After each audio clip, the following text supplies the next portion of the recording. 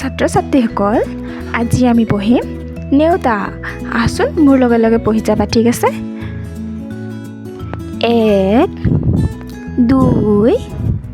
3 4 5 6 7 8 9 10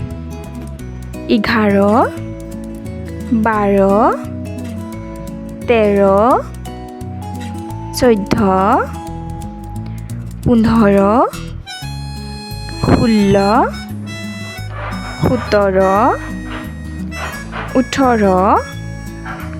19 20 21 22 23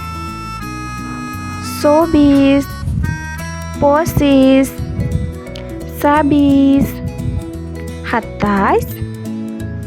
28 29 30